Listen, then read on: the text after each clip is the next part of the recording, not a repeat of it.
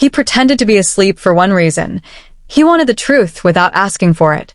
Billionaire Adrian Holt had everything money could provide, yet trust was the one thing life never gave him easily. That's why, when rumors began swirling that his maid's teenage son had been sneaking into his study, Adrian decided to test him. Not because he wanted to catch him doing something wrong, but because a quiet, painful fear had settled in Adrian's chest, fear that kindness might once again be taken advantage of. When the clock struck past midnight and the mansion grew silent, Adrian lay still on the couch, eyes closed, breathing slow and steady. He heard soft footsteps approaching. They were hesitant, almost apologetic. The boy, Leo, paused at the doorway for a long moment. Adrian could almost feel the kid debating whether to enter. Leo finally stepped inside, his breathing quick, like someone afraid of the very room he walked into. The boy didn't go for the desk, the drawers, or the safe on the far wall. Instead, he walked straight toward Adrian and stopped just beside him.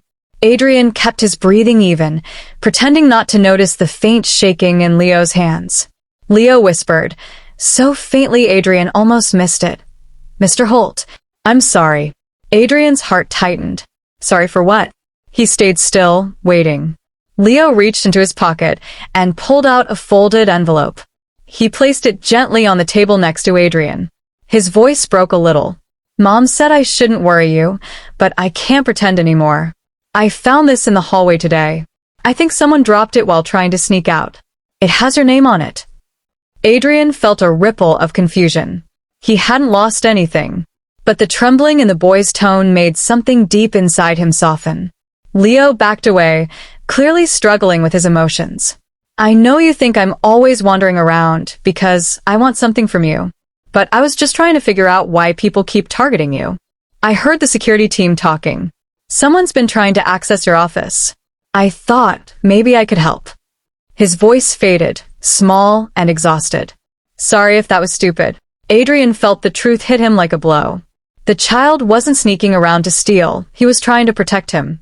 Protect the man who employed his mother, who treated them with respect, who had unknowingly become the closest thing Leo had to a father figure. Adrian had misjudged him entirely. Leo slowly turned toward the door, wiping his eyes with the sleeve of his worn-out hoodie. But before he could leave, he paused again, looking back at Adrian's motionless figure. I know you're good, he whispered, even if no one else in your world seems to see that. And then he walked out, closing the door with a silence that carried more weight than words. Adrian opened his eyes only once Leo was gone. His chest felt tight in a way he wasn't used to. He reached for the envelope. Inside was a small black device, a signal interceptor. Someone had planted it to read his keycards. Someone was trying to break into his systems. And the one person he'd suspected was the only one actually trying to protect him. He found Leo sitting on the back steps of the mansion, hugging his knees against the cold night air. Adrian quietly sat beside him. The boy startled. Oh, Mr. Holt.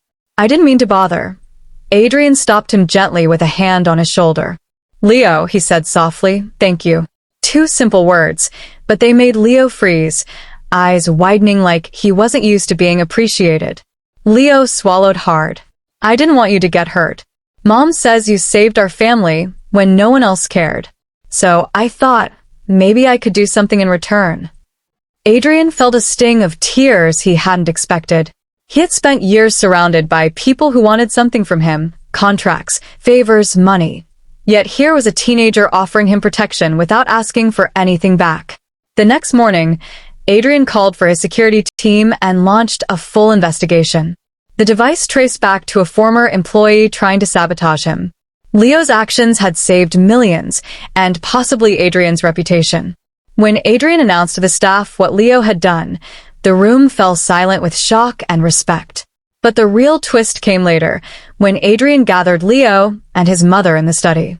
He looked at Leo with a warmth he rarely showed. You risked everything to help me, and I don't intend to forget it. Leo blinked at him, unsure. Adrian continued gently, how would you feel about joining an apprenticeship program here? I'll sponsor your education all the way through college if you want it. Leo burst into tears before he could speak. His mother covered her mouth, overwhelmed. Leo managed a shaky laugh through the tears. Are you sure? Adrian nodded. You've already proven the kind of man you're becoming. I just want to help you go the rest of the way. As the months passed, Leo flourished, studying, training, working with Adrian's tech team. The mansion felt less like a place of cold marble and more like a home filled with purpose again. And Adrian, who once trusted no one, found himself looking forward to every day he got to mentor the boy who had surprised him in the most unexpected night of his life. One evening, as they reviewed a project together, Leo said quietly, I never understood why people say kindness changes lives until yours changed mine. Adrian smiled, a rare, genuine one. You changed mine first, Leo. You showed me something money never could, what true loyalty looks like. And that became the lesson Adrian carried into the rest of his life. Sometimes the people with the least to give end up giving the most. Sometimes kindness is not owed, but offered freely. And sometimes the greatest gift you can receive is the moment you realize you were never as alone as you thought.